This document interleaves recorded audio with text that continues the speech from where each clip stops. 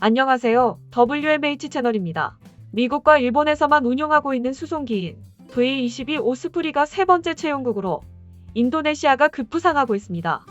V-22 오스프리는 헬리콥터와 같은 수직이 착륙 능력과 고정 날개와 같은 속도와 장거리 비행 능력을 겸비한 것이 가장 큰 특징으로 이스라엘이나 인도 등이 채용을 검토하고 있지만 가격이 비싸 실제로 V-22를 채용하고 있는 나라는 미국과 일본뿐입니다.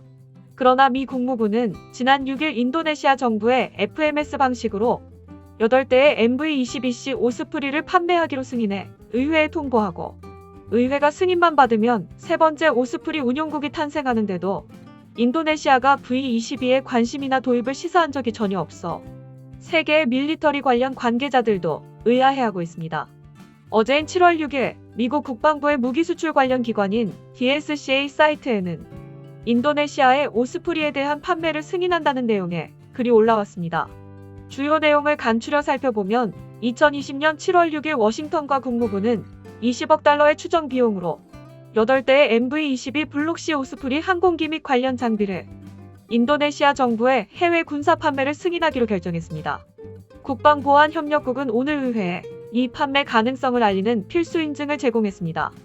인도네시아 정부는 8대의 MV-22 블록-C 오스프리 항공기와 4대의 A1107C 롤스로이스 엔진 구매를 요청했습니다.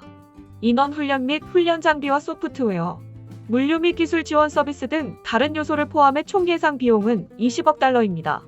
인도네시아의 제안으로 시작된 이 판매는 아시아 태평양 지역의 정치적 안정과 경제 발전에 중요한 지역 파트너의 보안을 개선함으로써 미국의 대외 정책 목표와 국가안보 목표를 지원할 것입니다. 강력하고 효과적인 자기 방어 능력을 개발하고 유지하기 원하는 인도네시아를 지원하는 것이 미국의 국가 이익에 매우 중요합니다. 오스프리 항공기 및 지원 판매는 인도네시아의 인도주의 및 재난 구호 기능을 강화하고 수륙 양용 작전을 지원할 것입니다. 이 판매는 부담 분담 및 미군과의 상호 운용성을 촉진할 것입니다. 인도네시아는 이 항공기를 군대에 흡수하는데 어려움이 없을 것으로 예상됩니다. 오스프리의 판매로 이 지역의 군사적 균형을 깨뜨리지는 않을 것입니다. 오스프리의 판매의 결과로 미국 국방 준비에 부정적인 영향은 없습니다. 잠재적 판매에 대한 이 통지는 법률에 의해 요구되며 판매가 완료되었음을 의미하지는 않습니다. 이상이 글의 대략적인 내용이었습니다.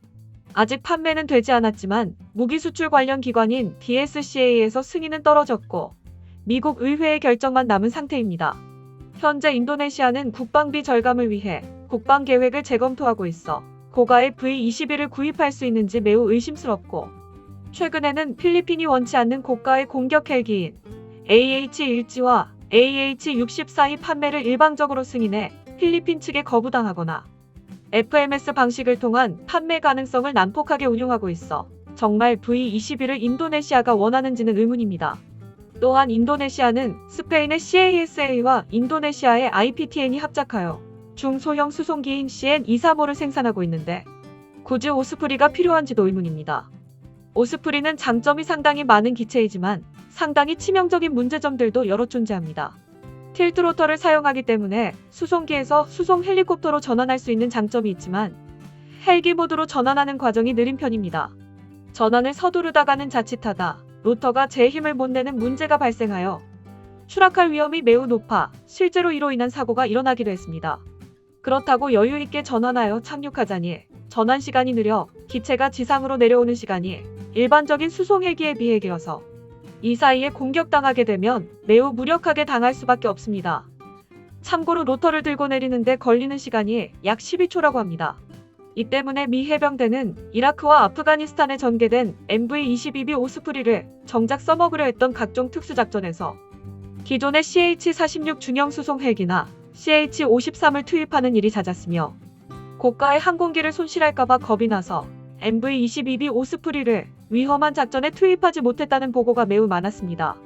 결국 후방에서 일반적인 수송기나 수송헬기가 충분히 해낼 수 있는 무난한 물자 및 병력 수송에만 주구장창 V-22 오스프리를 사용하는 비효율적인 일들이 일어났다고 합니다. 또한 역설적으로 V-22의 장점인 긴 항속거리와 빠른 최대 속력 때문에 호위용 공격 헬기들이 이를 따라잡지 못해 작전에 차질이 생기거나 아예 단독 작전으로 변경해야 한다는 난점이 존재하기도 합니다. 그렇다고 전폭기에게 호위를 맡기자니 V22가 상대적으로 너무 느린 데다가 고정익기의 특성상 제 아무리 V톨기일지라도 지속적이고 즉각적인 호위 자체가 어렵습니다. 그 외에도 양옆으로 로터와 엔진이 붙어있는 기체 특성 때문에 측면 도어에 자위용 구장을 장착할 수가 없다는 약점이 있습니다. 인도네시아 입장에서는 이런 값비싸고 실용성이 떨어지는 기체를 왜 구입을 하려고 하는지 의문입니다. 만약 인도네시아가 DSCA의 말대로 오스프리 판매를 원한다면 KF-X 사업의 분담금 납부는 더욱더 지연될 것을 보입니다. 양국은 2015년부터 8조 7천억 원의 사업비를 공동 부담해 2026년까지 차세대 전투기를 개발해 양산하는 방안을 추진해왔습니다. 하지만 인도네시아는 경제 사정이 어렵다며 2017년 하반기 분담금부터 지급을 미루더니 올해 4월 말 기준으로 5,002억 원이 밀려 있습니다. 또한 내년도 인도네시아의 국방 예산에는 KF-X 사업의 분담금은 책정되지 않은 것으로 알려졌습니다. 지금까지도 한국과 공동으로 개발 중인 차세대 전투기 분담금 문제는 깜깜무소식입니다. 이런 상황에서 인도네시아의 오스프리 판매 승인 소식은 인도네시아가 KF-X 사업의 분담금을 납부하려는 의지가 있는지 의심케 합니다. 한편 인도네시아의 V22 오스프리 판매 승인이 발표된 6일에는 이스라엘의 항공유 등 약 30억 달러, 프랑스의 E2D 해군용 조기 경보 통제기 약 20억 달러와 리투아니아의 UH-60M 블랙호크 헬기에 약 3.8억 달러, 아르헨티나의 스트라이커 장갑차 약 1억 달러를 위한 판매 승인도 함께 발표되어 그 총액은 약 75억 달러에 달합니다.